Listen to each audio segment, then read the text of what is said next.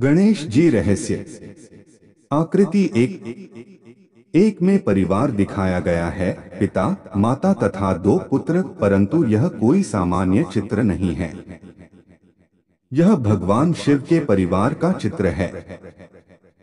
ये पर्वत पर अपनी पत्नी हिमालय पुत्री पार्वती जी तथा अपने दो पुत्रों गणेश अर्थात गजानन एवं भालाधारी कार्तिकेय जी के साथ विराजमान हैं।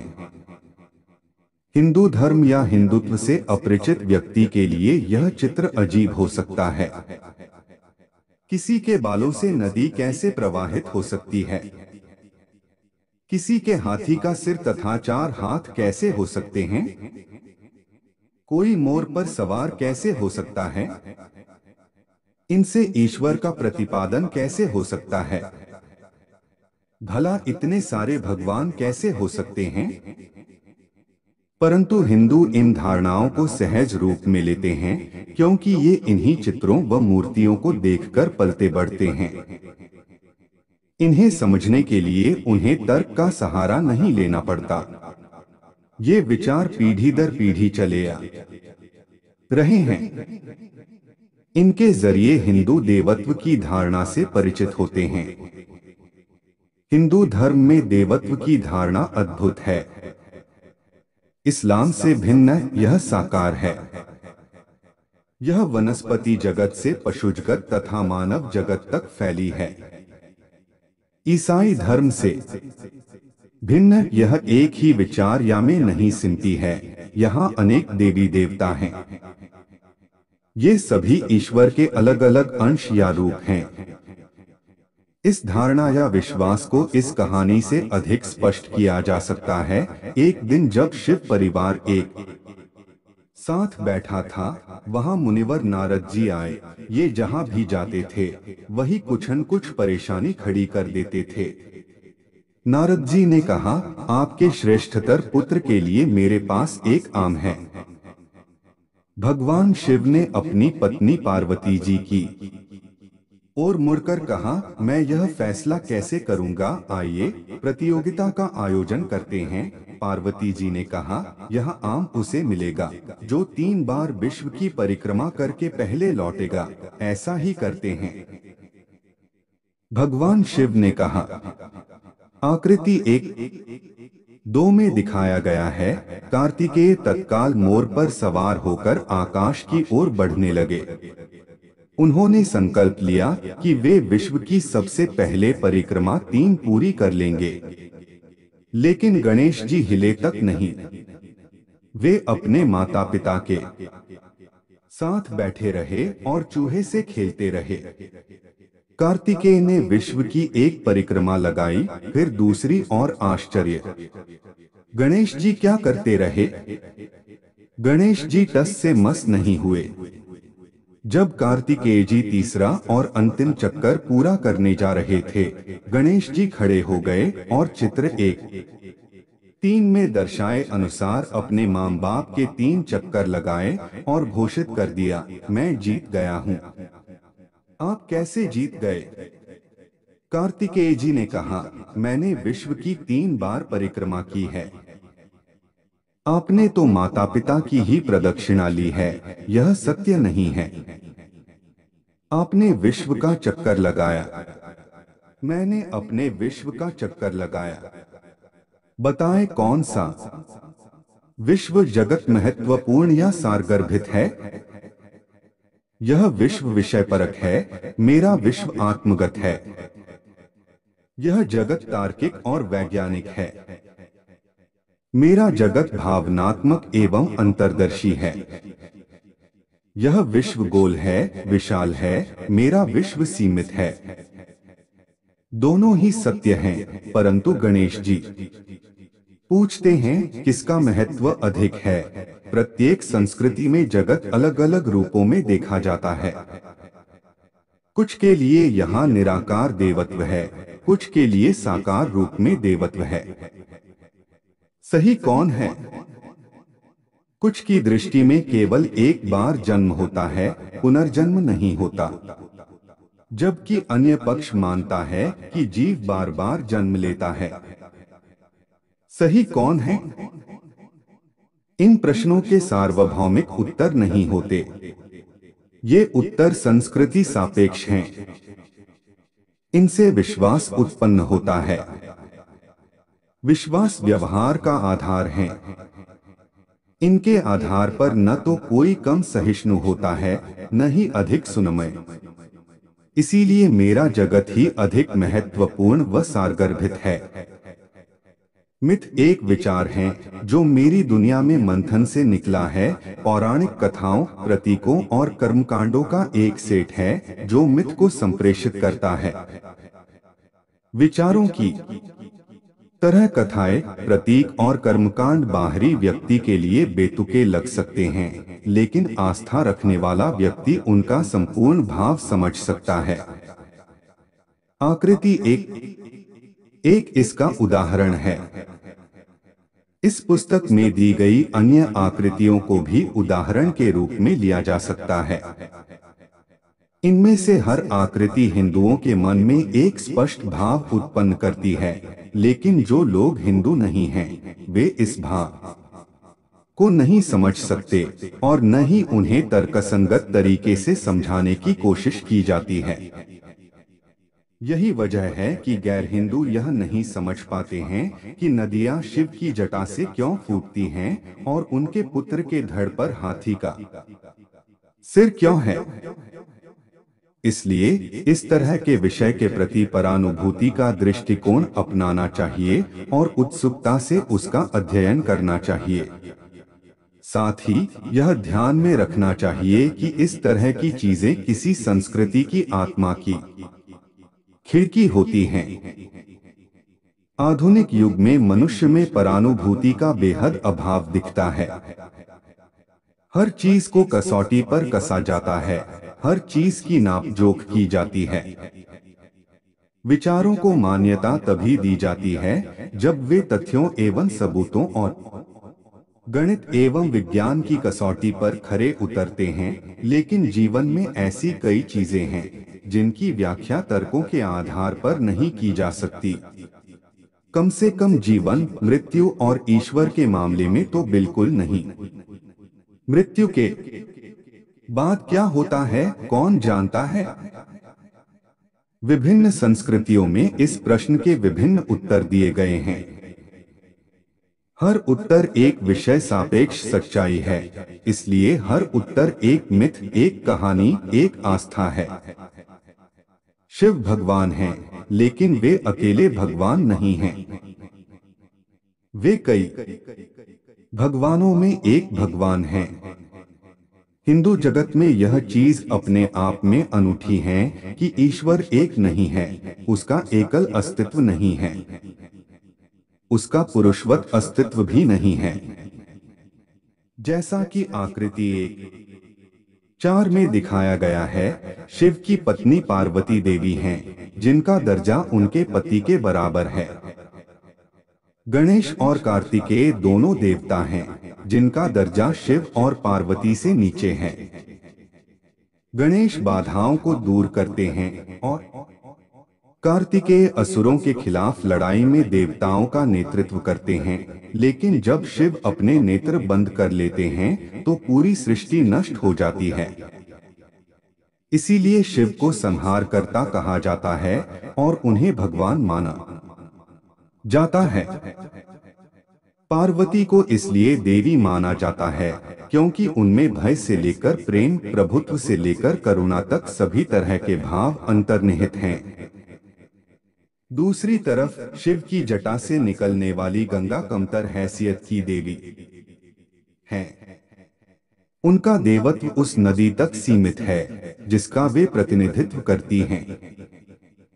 दरअसल देवत्व आकारहीन होता है, लेकिन इसे समझने के लिए हम मनुष्यों को आकार की जरूरत पड़ती है। हर आकार अधूरा होता है, यह उसकी प्रकृति है। कोई भी एक आकृति अपने आप में संपूर्ण नहीं हो सकती, लेकिन भगवानों और देवी देवताओं की समस्त अधूरी आकृतियों के माध्यम से हम कम से कम देवत्व की अवधारणा को समझ सकते हैं। लेकिन चीजें इतनी आसान नहीं हैं। जिस मंदिर में शिव या पार्वती के बिना गणेश की विशिष्ट रूप से पूजा की जाती हो या कार्तिकेय अकेले प्रतिष्ठापित हो, वहां देवता भगवान बन जाते हैं, यानी असीम देवत्व सीमित हो जाता है। आकृतियों के जरिए सभी संस्कृतियों ने अपने अपने यथार्थ को व्यक्त किया है। आकृति 1.5 को गौर से देखिए। इसमें 4 सिरों वाला एक व्यक्ति एक पुस्तक लिए हुए है और तोते के सिवाले एक ऋषि को आशीर्वाद दे रहा है। 4 सिरों वाला व्यक्ति ब्रह्मा है, जिनके मुंह से पहली बार वेद निकला और ऋषियों ने उसे सुनकर मानव जाति तक पहुंचाया। वेद स्तोत्रों का संकलन है और हिंदू प्रज्ञा के स्रोत के रूप में काम करता है। इन स्तोत्रों को कालातीत और सार्वभौम कहा जाता है। चूंकि ये स्तोत्र ब्रह्मा के मुंह से निकले हैं, इसलिए इन्हें ईश्वरीय ज्ञान कहा जाता है। कहा जाता है कि एक बार भयानक सूखा पड़ा और ऋषि स्तोत्रों को भूल गए। भाग्यवश से व्यास नाम के एक ऋषि ने उनका फिर से संकलन किया। तोते के सिर वाले ऋषि शुक हैं।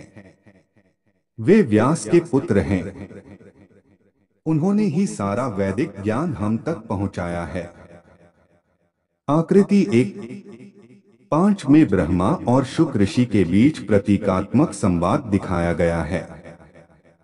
ब्रह्मा पुरुष हैं, लेकिन उनके साथ कोई नारी नहीं है, इसलिए वे अधूरे हैं। उनके इस अधूरेपन का अर्थ यह है कि उनके साथ कोई नारी है, लेकिन वह नारी है कहाँ? वह नारी एक अगोचर धारणा है जो इस आकृति को वैध और संपूर्ण बनाती है। वह निराकार प्रज्ञा है जो ब्रह्मा से शुक में संचारित हो रही है। उसे सरस्वती कहते हैं। सरस्वती देवी हैं, जिन्हें कभी कभी वेद माता के नाम से संबोधित किया जाता है। ब्रह्मा ने वेदों की रचना नहीं की।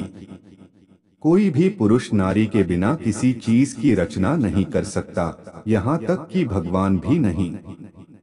कुछ लोग कहते हैं कि सरस्वती ने ब्रह्मा को वेदों की रचना के लिए प्रेरित किया। कुछ अन्य लोगों का कहना है कि ब्रह्मा ने सरस्वती के मुंह से वेद सुना। इनमें से चाहे जो भी सही हो, लेकिन सच्चाई यह है कि वेद अस्तित्व में आया और ब्रह्मा ने उसे केवल संचारित किया।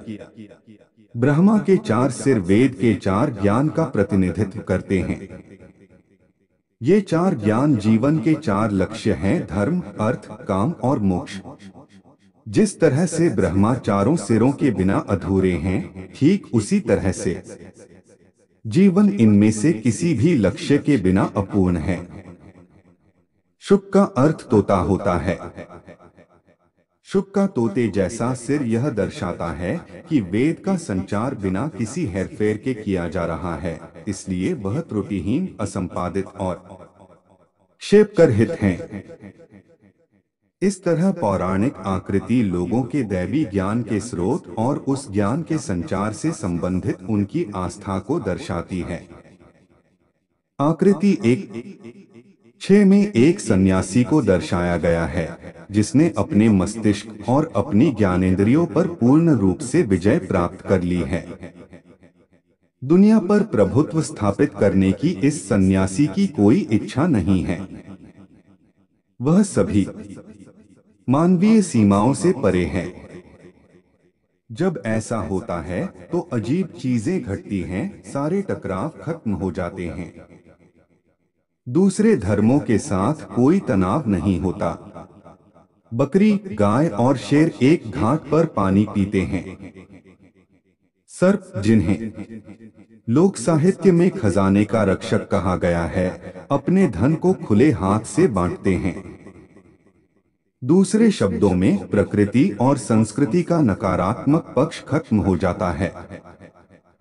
वहां केवल शांति और सौहार्द होता है, भय और अभाव गायब हो जाता है। यही स्वर्ग है, यही आदर्श दुनिया है। जो व्यक्ति धरती को स्वर्ग में बदल देता है, हिंदू उसे पूजनीय मानते हैं। ऐसा व्यक्ति केवल संत नहीं होता, बल्कि उसे कभी कभी धरती पर भगवान का अवतार माना जाता है। आकृति एक सात भगवान के एक स्थानीय अवतार को दर्शाती है। इस अवतार को खंडोबा कहते हैं, जिनकी महाराष्ट्र में बहुत श्रद्धा से पूजा की जाती है। वे घोड़े पर सवार हैं और उनके साथ उनकी पहली पत्नी म्हालसा बैठी हैं। म्हालसा एक व्यापारी की बेटी हैं। वे दोनों दो असुरों मणि और मल्ल से लड़ रहे हैं। संस्कृत के ग्रंथों में खंडोबा को शिव का भीषण रूप मार्तंड भैरव बताया गया है। दक्कन क्षेत्र में मार्तंड भैरव को जमीन का क्षेत्रपाल यानी रक्षक माना जाता है। रक्षक के रूप में वे असुरों से लड़ते हैं।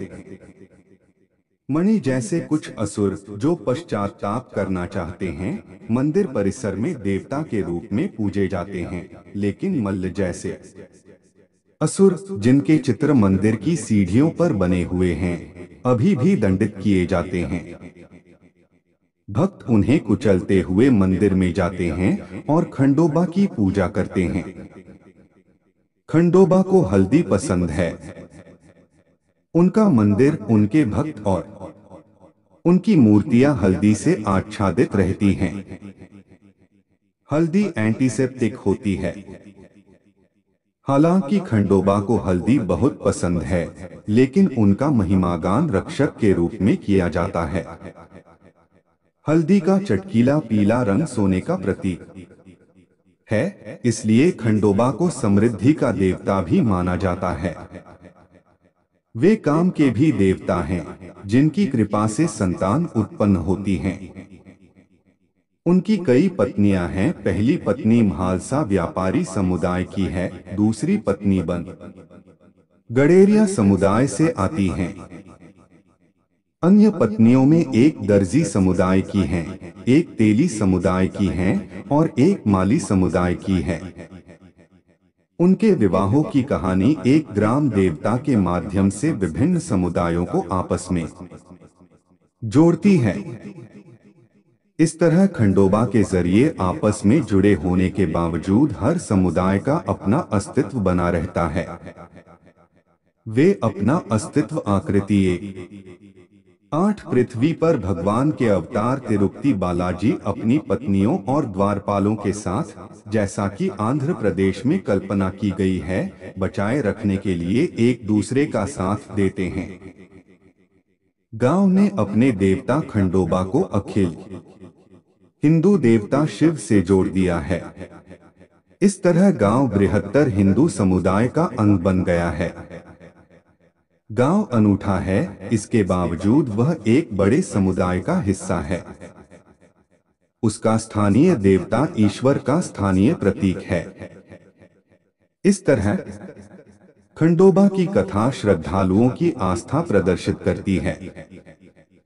वे एक ऐसा देवता चाहते हैं जो उनकी स्थानीय जरूरतों को पूरा करे, उनकी रक्षा करे। वे वैश्विक हिंदू पहचान से जुड़कर अपने स्थानीय परिवार और गांव की पहचान को भी बनाए रखना चाहते हैं।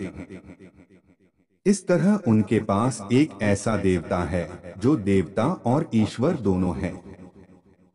आकृति 8 एक दूसरे अखिल हिंदू ईश्वर विष्णु से हमारा परिचय कराती है। वे पूरी तरह से शिव के विपरीत हैं। जहां शिव बर्फ से आच्छादित पर्वत पर ध्यानमग्न मुद्रा में रहते हैं, वहीं विष्णु क्षीर सागर में तैरने वाले नाग पर महाराजा की तरह लेटे रहते हैं। विष्णु के चरणों के पास उनकी 2 पत्नियां श्री और भू खड़ी रहती हैं। श्री धन की देवी हैं और भू धरती की आकृति का नीचे का आधा हिस्सा विष्णु की स्थानीय अभिव्यक्ति हैं। ये तिरुपति बालाजी हैं, जिनका मंदिर आंध्र प्रदेश में है। कहानी कुछ इस तरह है। एक बार विष्णु और उनकी पत्नी श्री में झगड़ा हो गया और वे कहीं चली गई। श्री को खोजते हुए विष्णु क्षीर सागर से धरती पर आ गए, जहां उनका प्रेम राजकुमारी पद्मावती से हो गया। पद्मावती के पिता 7 पहाड़ों की तलहटी में बसे एक देश पर शासन करते थे। खंडोबा की तरह, जो धरती पर कई महिलाओं को दिल दे बैठे थे, विष्णु ने भी पद्मावती से प्रणय निवेदन करने का फैसला कर लिया। विष्णु के कई बार प्रणय निवेदन करने के बाद आखिरकार पद्मावती उनसे विवाह करने के लिए सहमत हो गई, लेकिन उन्होंने बदले में भारी दहेज मांगा।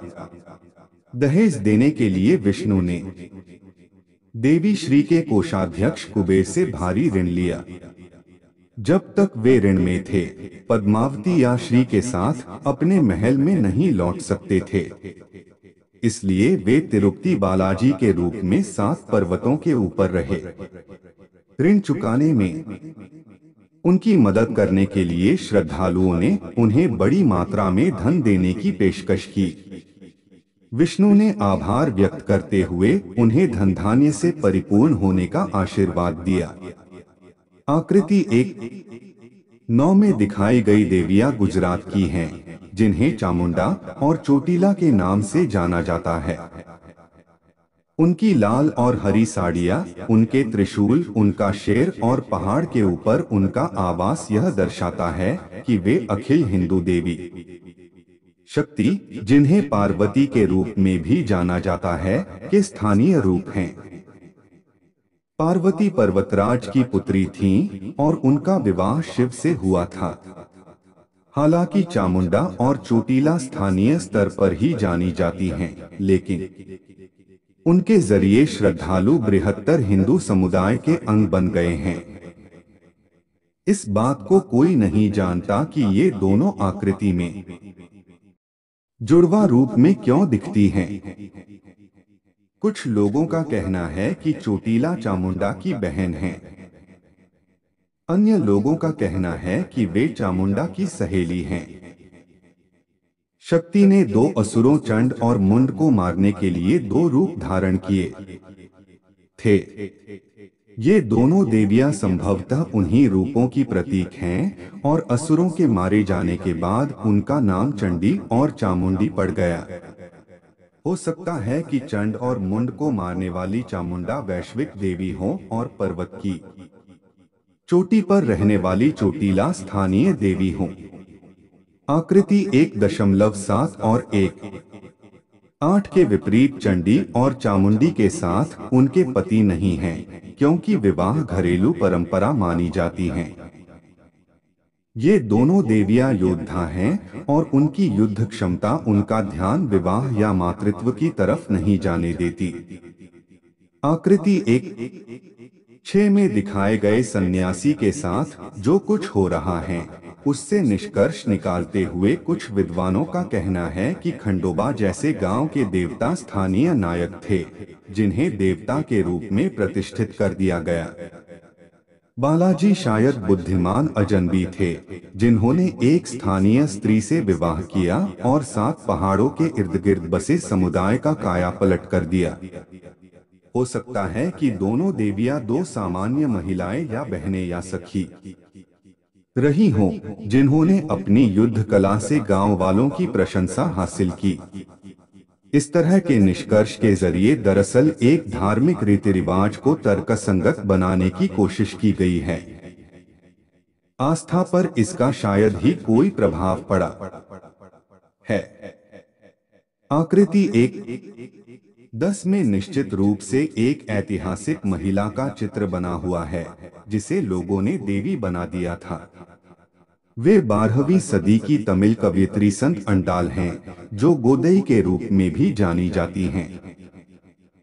गोदई का अर्थ है जिसे गाय ने दिया है। अंडाल का नाम गोदई इसलिए पड़ा क्योंकि वे शिशु के रूप में चरती हुई गायों के बीच पाई गई थीं।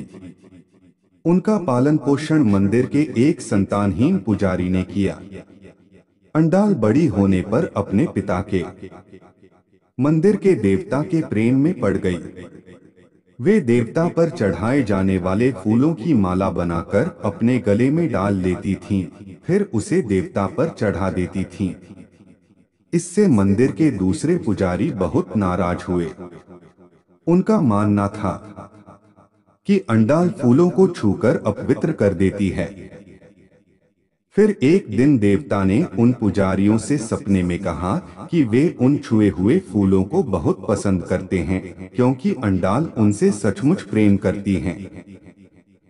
अंडाल को अंततः मंदिर के देवता की पत्नी माना जाने लगा और बाद में उन्हें देवी के रूप में प्रतिष्ठित कर दिया गया।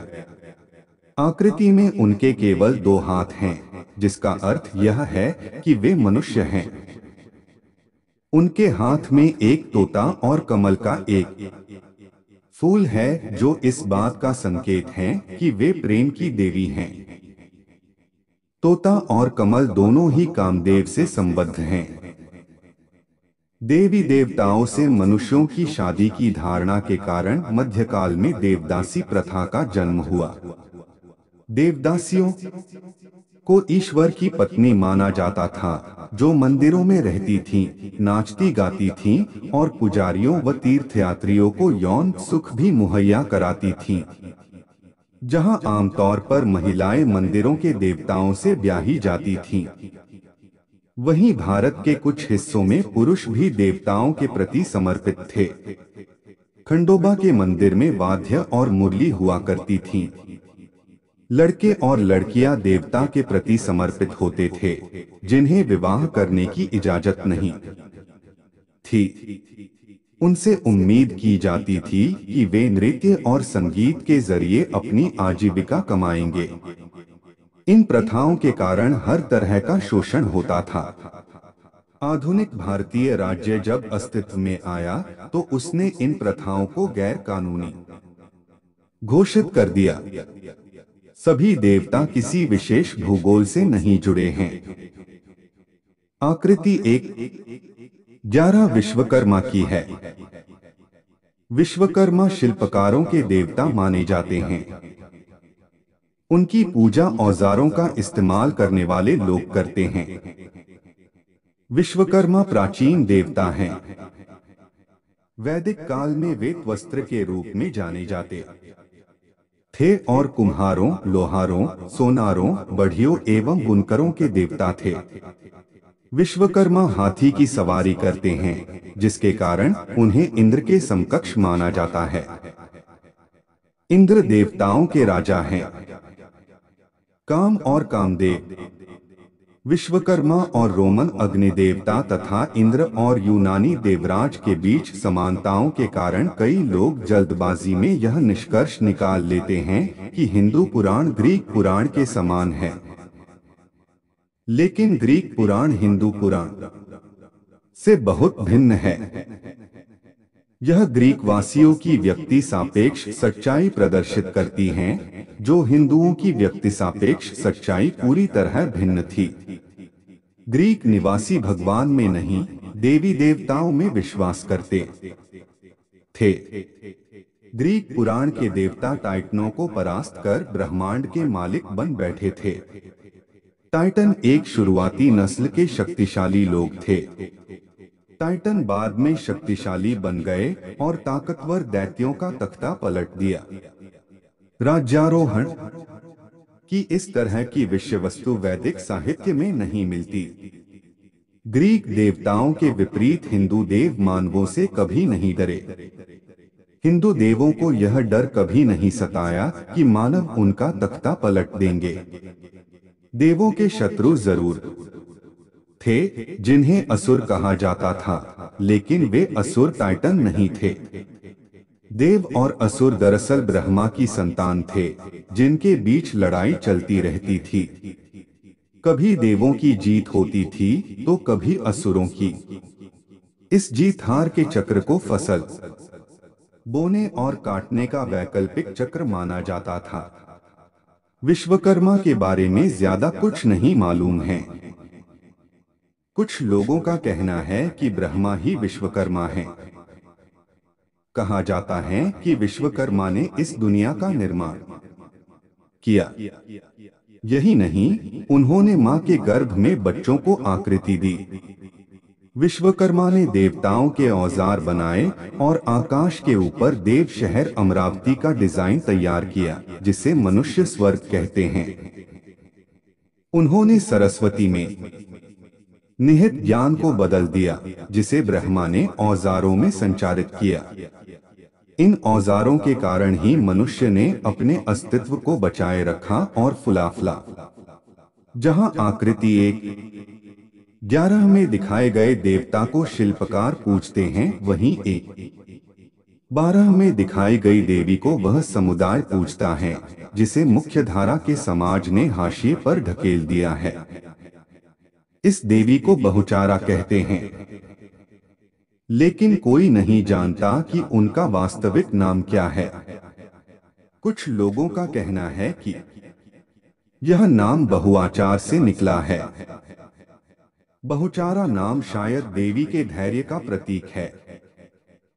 उनके भक्तों में गुजरात के स्थानीय समुदायों के न केवल पुरुष और महिलाएं शामिल हैं जो बच्चों की चाहत रखते हैं, बल्कि भारत के कई हिस्सों के हिजड़े भी उन्हें अपना देवता मानते हैं। ये हिजड़े लिंग की अपनी मनोकामना पूरी करने के लिए बहुचारा की पूजा करते हैं। हिजड़े पुरुष होते हैं जो अपने को स्त्री मानते हैं, इसलिए वे समाज की मुख्यधारा में नहीं रहते। हिजड़े महिलाओं की तरह कपड़े पहनते हैं और समाज से बाहर दूसरे हिजड़ों के साथ रहते हैं। वे अपनी आजीविका कमाने के लिए भीख मांगते हैं, यहाँ तक कि वेश्यावृत्ति भी करते हैं। कुछ हिजड़े खुद अपना बधिया करवा लेते हैं। ऐसा करवाते हुए वे बहुचारा की प्रार्थना करते हैं। किंवदंती है कि देवी बहुचारा ने एक बार एक महिला को पुरुष बना दिया और उसे दुल्हन के रूप में मिली महिला का पति बनने की इजाजत दे दी। बहुचारा के भक्त एक कहानी सुनाते हैं। इस कहानी के अनुसार दो मित्र कई वर्षों बाद एक मेले में मिले। उन दोनों की पत्नियां गर्भवती थीं। एक पुजारी ने उन्हें बताया कि एक को बेटा होगा और दूसरे को बेटी। अपनी दोस्ती पक्की करने के लिए दोनों दोस्तों ने अपने अजन्मे बच्चों की एक दूसरे से शादी कर देने का फैसला किया, लेकिन जिसे बेटा होने की भविष्यवाणी की गई थी, उसे बेटी हुई। इस सच्चाई को डोट छिपा कर रखा गया, क्योंकि पुजारी ने उनसे कहा था कि उसकी भविष्यवाणी निश्चित रूप से सही होगी। लड़की का पालन पोषण लड़के की तरह किया गया और समय आने पर उससे अपनी दुल्हन लाने को कहा गया। एक घोड़ी पर सवार होकर लड़की अपनी दुल्हन लाने के लिए निकल पड़ी। रास्ते में दोनों एक तालाब में गिर पड़े। जब वे पानी के ऊपर आए तो लड़की लड़के में और घोड़ी घोड़े में तब्दील हो चुकी थी। उनका पीछा करने वाली एक जादूगरनी भी तालाब में गिर पड़ी थी। वह कुत्ते में तब्दील होकर बाहर निकली। यह सब इसलिए हुआ क्योंकि तालाब के बगल में बहुचारा का मंदिर था। उस दिन से बेटे की कामना करने वाले लोगों की मंदिर में भीड़ होने लगी। हिजड़े मंदिर में इस विश्वास से आते हैं कि अगले जन्म में वे पूर्ण पुरुष या पूर्ण नारी के रूप में जन्म लेंगे। देवी बहुचारा के बारे में एक कहानी यह है कि जब वे युवा थीं तो उन्होंने एक चोर को हिजड़े में तब्दील कर दिया था। उस चोर ने उनकी उस समय इज्जत लूटने की कोशिश की थी जब वे विवाह करने जा रही थीं। अन्य लोगों का कहना है कि दुल्हन बनने के बाद बहुचारा ने पाया कि उनका पति पुरुष नहीं बल्कि हिजड़ा है। लिहाजा देवी बनने के बाद उन्होंने सभी हिजड़ों का उद्धार करने की पेशकश की, लेकिन उन्होंने हिजड़ों के सामने एक शर्त रखी कि वे उनकी पूजा करेंगे और महिलाओं से शादी नहीं करेंगे। इस तरह हाशिए पर रहने वाले हिजड़े भी बहुचारा के जरिए मुख्यधारा से जुड़े हुए हैं। आकृति एक 13 किसी विशेष भूगोल या समुदाय से संबद्ध नहीं है। वे रसोई घर की सार्वभौमिक और शाश्वत देवी हैं, जिन्हें अन्नपूर्णा कहते हैं। अन्नपूर्णा का अर्थ होता है खिलाने वाली माँ। उनके बिना दुनिया भर में भूखमरी फैल जाएगी, इसलिए उन्हें सार्वभौमिक देवी कहा जाता है। लेकिन संपूर्ण जीवन जीने के लिए केवल अन्न ही पर्याप्त नहीं है, आध्यात्मिक ज्ञान की भी जरूरत होती है। जहां आकृति 1:13 इस जरूरत को दर्शाती है, वहीं आकृति 1:14 में अन्नपूर्णा को मंदिर में प्रतिष्ठापित देवी के रूप में दिखाया गया है। उनका सबसे लोकप्रिय मंदिर काशी में गंगा नदी के किनारे है। करीब 4000 वर्ष पहले वैदिक काल में ऋषियों ने गायत्री मंत्र की रचना की थी, जिसमें देवी को महान बताते हुए अज्ञानता के अंधेरे को भगाने के लिए उनसे ज्ञान की रोशनी फैलाने की प्रार्थना की गई थी। इसका उद्देश्य बौद्धिकता को बढ़ाना और भौतिक या आध्यात्मिक मनोकामना को पूरा करना था। जिस समय इस मंत्र की रचना की गई थी, हिंदुओं के मंदिर नहीं थे। लोग देवी देवताओं की पूजा मंत्रों के जरिए करते थे और अग्नि तथा जल को आहुति देते थे, लेकिन मंत्रोच्चार और उस पर विचार वही लोग कर सकते थे जिनकी एकाग्रता उच्च कोटि की होती थी। बहरहाल ज्यादातर लोग मंत्र को भावात्मक नजरिए से देखते थे, इसलिए मंत्र को देवी मान लिया गया। आकृति 1:15 इसका उदाहरण है। लोगों का विश्वास था कि इस देवी की आराधना के जरिए वही फल पाया जा सकता है जो मंत्रोच्चार से मिलता है। इस तरह गायत्री मंत्र को देवी का रूप दे दिया गया, जिसे गायत्री कहते हैं। यदि आकृति 1.14 मनुष्य की भौतिक जरूरतों की पूर्ति दर्शाती है, तो आकृति 1.15 आध्यात्मिक कामना की पूर्ति दर्शाती है। देवी अन्नपूर्णा धन दौलत की देवी लक्ष्मी बन जाती हैं। आकृति 1:16 में लक्ष्मी स्वर्ण वर्षा करते हुए कमल के फूल पर खड़ी हैं और उनके दाएं बाएं 2 सफेद हाथी हैं। इसी तरह देवी गायत्री ज्ञान की देवी सरस्वती बन जाती हैं। आकृति 1:16 में सरस्वती श्वेत वस्त्र पहने, हाथों में वीणा, माला और पुस्तक लिए हुए बैठी हैं।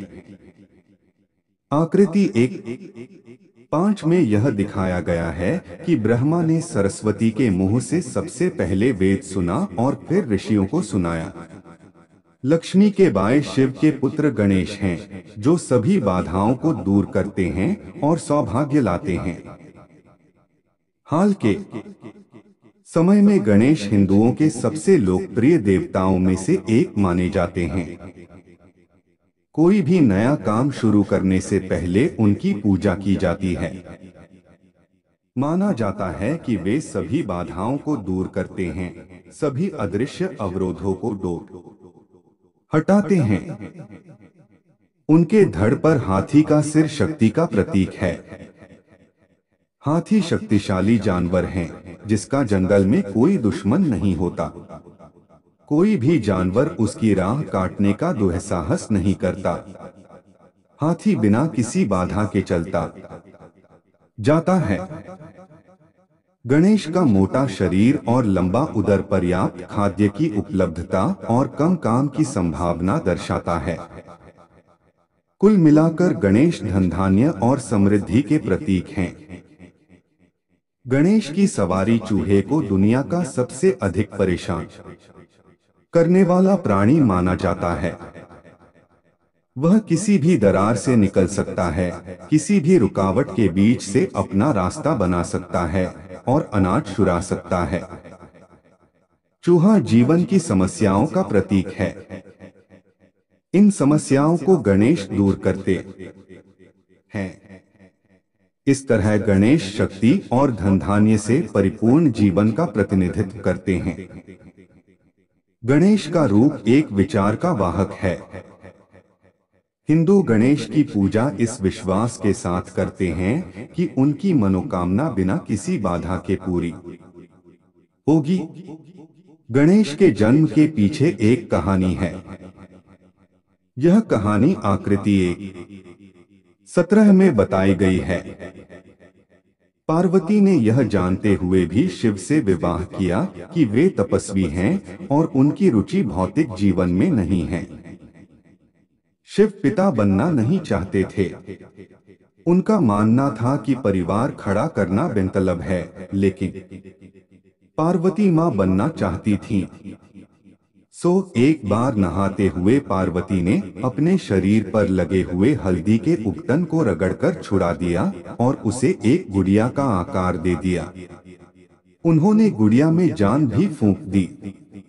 इस तरह जिस बच्चे का सृजन हुआ उसका नाम विनायक रखा गया।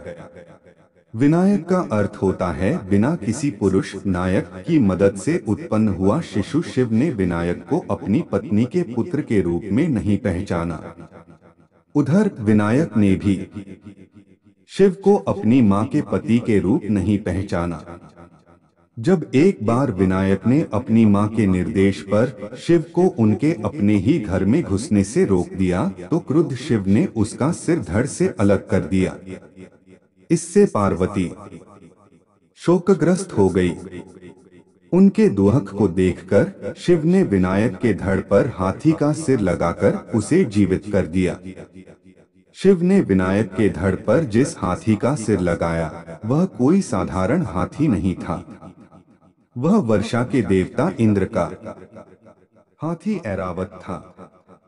शिव ने उसे उत्तर दिशा में पाया था। उत्तर अमरत्व, शांति और स्थायित्व की दिशा है। इस तरह गणेश दो विपरीत ध्रुवों के संयोग के प्रतीक हैं। शिव जो विवाह करना और परिवार पालना नहीं चाहते थे और पार्वती जो विवाह करना चाहती थीं। शिव आध्यात्मिक आकांक्षाओं के प्रतीक हैं। पार्वती भौतिक आकांक्षाओं की प्रतीक हैं। हिंदुओं ने इन दोनों लक्ष्यों के बीच हमेशा टकराव महसूस किया है। गणेश इन दोनों लक्ष्यों के बीच संतुलन के प्रतीक हैं। आकृति 1:18 में इस सांस्कृतिक टकराव को दिखाया गया है। इसमें तपस्वी शिव पिता के रूप में अपने पुत्र गणेश को गोद में बिठाए हुए हैं। गणेश नश्वर शरीर और अनश्वर मस्तिष्क के बीच संतुलन के भी प्रतीक हैं। उनका मानव शरीर जिसका सृजन उनकी मां ने पृथ्वी पर किया था, भौतिक संसार का प्रतीक है। मानव शरीर नश्वर है जो मृत्यु और पुनर्जन्म के चक्र से गुजरता है। उनका हाथी जैसा सिर जिसे उनके पिता ने देवताओं की मदद से हासिल किया था, आध्यात्मिक दुनिया का प्रतीक है जो अनश्वर है। सो गणेश की यह आकृति हिंदुओं में पराभौतिक विचारों को जन्म देती है और साथ ही एक बुनियादी स्तर पर भी काम करती है, यानी रोजमर्रा के जीवन की परेशानियों से मुक्ति दिलाती है। इस तरह हम ऐसी तमाम आकृतियां पाते हैं जो हिंदुओं की व्यक्ति सापेक्ष सच्चाई सामने लाती हैं। हिंदू धर्म में देवी हैं, देव हैं, ईश्वर हैं और महाशक्तियां हैं जो यह संदेश देने की कोशिश करते हैं कि वे साकार और निराकार, स्थानीय और सार्वभौमिक दोनों हो सकते हैं। उनमें न केवल आध्यात्मिक तत्व बल्कि भौतिक तत्व भी होता है। एक साथ मिलकर वे अनंत देवी देवताओं की संपूर्णता हासिल करने की कोशिश करते हैं। एक साथ मिलकर वे हिंदुओं की विश्व दृष्टि की खिड़की के रूप में काम करते हैं।